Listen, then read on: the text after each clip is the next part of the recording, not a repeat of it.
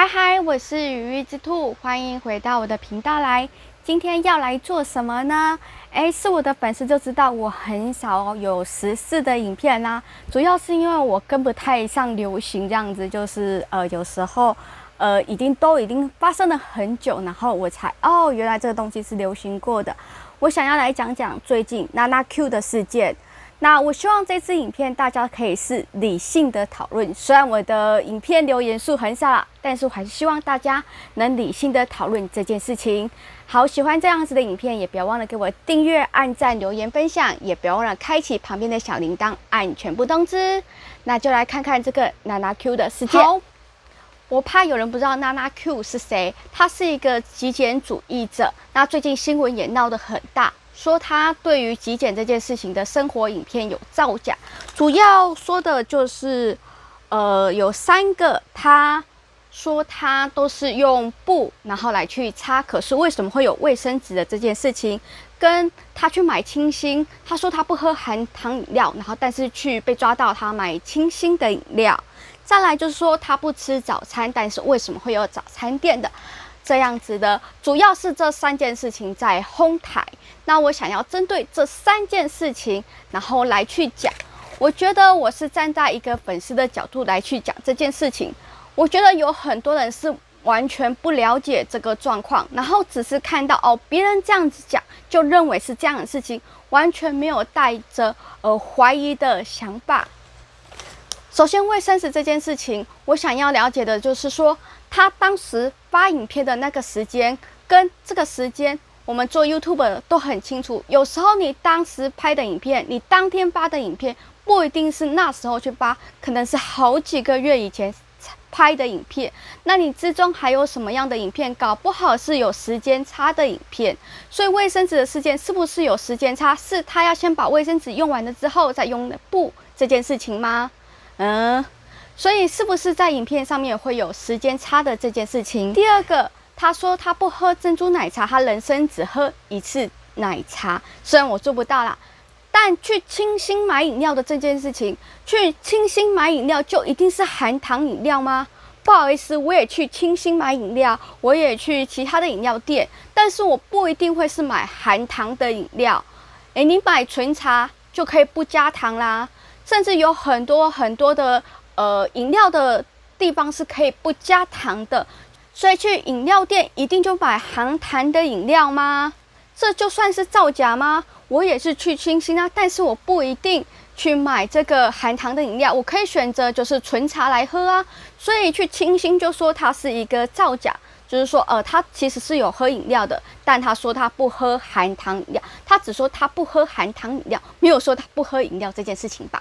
所以算还可以吧。好，再来，就是他在某一支影片说他会带一个早餐店的袋子，然后他说他不吃早餐，但有很多的习惯是你慢慢养成。在我看他之前的影片，他是有吃早餐的，就是吃地瓜跟豆浆，所以他之前是有吃早餐的这件事情，是后来才慢慢养成了不吃早餐的习惯。他好像说1年吧，对不对？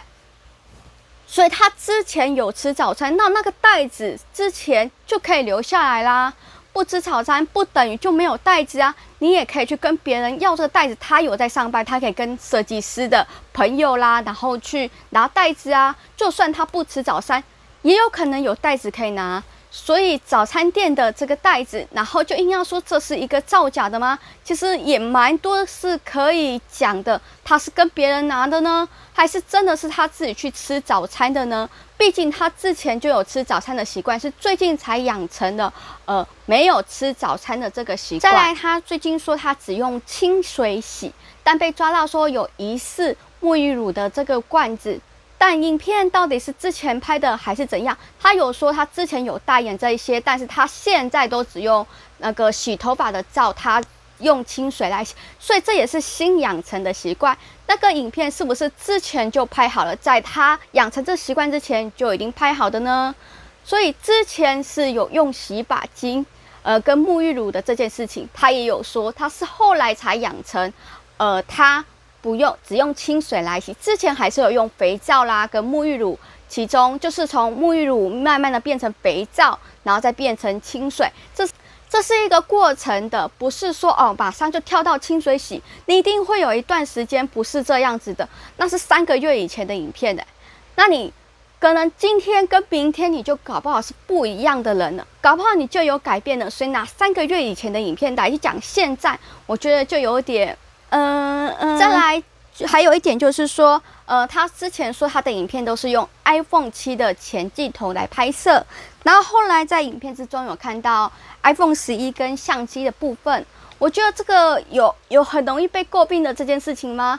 作为 YouTuber， 你赚到一点钱，然后开始升级自己的相机，像我之前也是用前镜头拍，然后非常暗，然后去拍。那我现在也合约到了，那我也换了一个前镜头比较好的，那你就看到我比较明亮、比较宽广的影片，甚至有美颜的。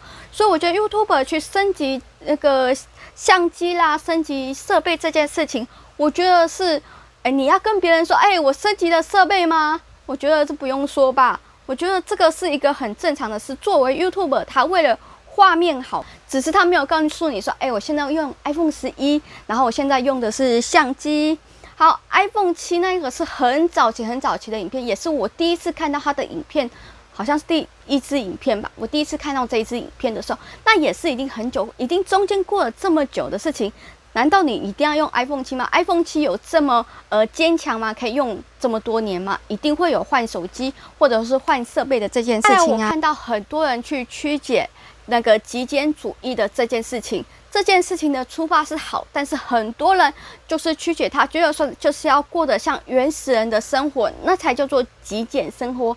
其实极简生活就是留自己喜欢的东西，让自己的生活更有空间。只要是自己都喜欢的，那你留下来没关系啊。50件衣服跟25件衣服，难道50件衣服就不是极简生活吗？这些都是极简生活，你只留你自己所爱的东西。所以他现在所拥有的，都是他所爱的东西，他认为他最习惯的生活。我看有些人就说啊，我是男生啊，我都用清水洗澡，我做得到，所以我是极简生活啊。甚至我看到有留言就说，你为什么不连桌子啊都极简掉呢？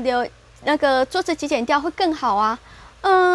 他喜欢的生活是这样子，你为什么要去说那个桌子可能对他是有意义的东西？你为什么要说桌子去极简掉就是对他好的？每一个人的生活都不一样，每个人生活形态都不一样，而且习惯的养成，你今天跟明天搞不好就不一样了。所以人都是在进化的，都是在成长的。你不能拿2、3个月的影片来去说它就是造假的这件事情。虽然我不知道到底有没有造假，觉得这也有很多质疑的地方啊。影片的这个内容是不是有先发跟后发的之间的问题？我觉得很多人都会去误会一件事情。今天这个 YouTuber 发了这支影片，就是这时候发的。其实有时候这个 YouTuber 讲说这个可能是我2020年1月拍的影片，但是有很多人还是会认为啊，你就是现在拍的，你就是群剧之类的。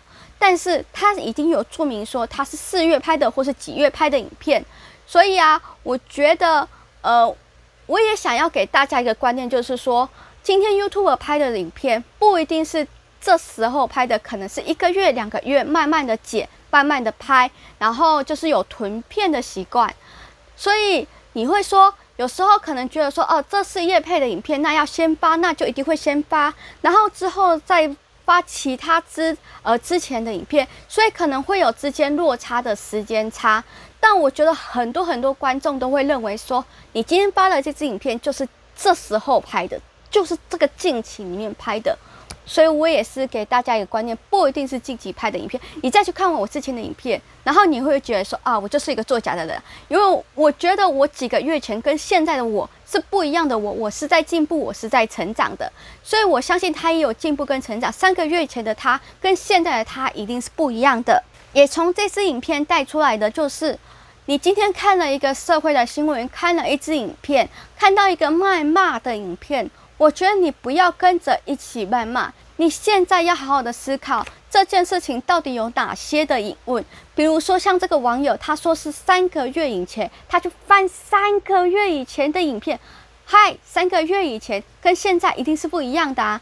所以啊，我觉得有很多点是你可以去质疑说，为什么是这样子？这件事情真的是这样子吗？你要逻辑思考一下，他用早餐店的袋子，那一定就是他去吃了早餐吗？他可以跟别人拿，他又不是只有一个人，他有在工作，他有同事，他有家人呐。卫生纸是不是为了他的家人要来这边方便？毕竟他一个人是这样的生活，但他家人不一定会接受这样子的生活。是网友很多都在抨击说他的影片非常有漏洞啦，很多是造假的。但我觉得他指出来的这一些点也有很多是可以去讲的，就是早餐店的袋子就不一定他是去吃早餐啊。还有那个3支笔事件啊，那他搞不好是慢慢极简之后剩下1支笔呀。那之前的影片有3支笔，那我觉得算正常啊。他可能慢慢的淘汰剩下1支笔，这很奇怪吗？我觉得大家是不是把极简都想说啊，这就是一个就是现在式，但是它是一个过程，是慢慢的极简，它不是一个1就马上到0的这个基点，它是有经过1、2、3、4、5、6、7、8，然后到10分的这个基点。它不是说你马上就可以跳到那个基点了，你3个月的东西跟这现在的东西一定是不一样的。所以我觉得啊，是不是大家都忘了这其中是有过程的？只是他在拍影片的时候，你觉得没有那个过程，觉得他的生活就是这样子。但我觉得这是要一个很长久、很长久的过程。像我也是啊，我在整理那个衣柜的时候，我也是花了很多的时间，然后才去整理到我现在这样子。我还是觉得衣服太多，有一些衣服还是穿不到，但我就觉得有点舍不得，觉得这件衣服是有点，我就觉得还是穿得到，所以我就先留着。这都是一个过程啊。然后大家好像就觉得那不是一个过程，就是好像马上就要跳到它就是一个很极简、很极简的生活。Why？所以我觉得大家都是看到表面的东西，但是都没有看到最深层，或者是去质疑这件事情的内容。然后我就看到所有的长篇大论，所有的新闻都是一样的新闻稿，然后再讲这件事情，都没有人带一个蛮中立的事件来去讲这件事情。再来就是删除留言的这件事情，我觉得每一个人在处理方式的态度是不太一样的。像我就觉得我就留着你就讲我，那我就是笑笑的。我以前也会去跟他们争去吵，然后觉得一定要拼个输赢。我不知道在哪里听到这句话，我觉得蛮受用的，就是你觉得你自己很生气，但是在荧幕前的那个人不知道你很生气，然后就是很郁卒啦，然后觉得很自闭、很忧郁这样子，他不会因为你的心情而受到影响，他就是继续喷，继续当他的酸民。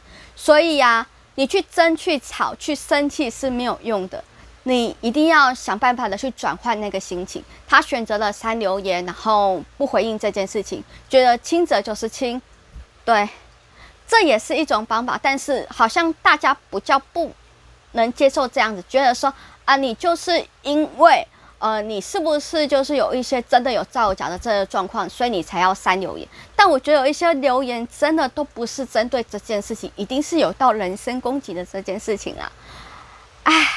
不要觉得创作者删留言这件事情就是对你不好，或者是怎样。我觉得这是留言是一个公开的空间，你一定要留一些空间给真正为你着想、为你真的想要看你影片的内容的人，然后来去给他们一个和平的空间，然后和谐的空间，而不是通通都被那一些只是因为看了影片，然后不知所云，然后就开始骂的人，然后空间都被他们占住了。所以我觉得删留言其实也是一个还给真正他想要的粉丝的一个心情。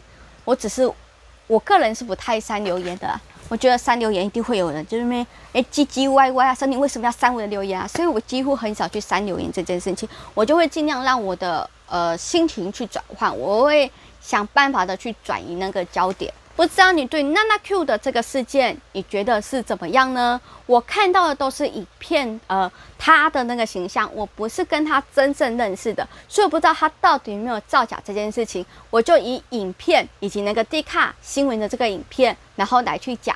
那不知道你对这件事情的看法是如何呢？或者是对影片有任何的想法和意见，欢迎在下方留言。我是羽翼之兔，希望你看我的影片有快乐美好的一天。那我们就下次影片见喽，拜拜。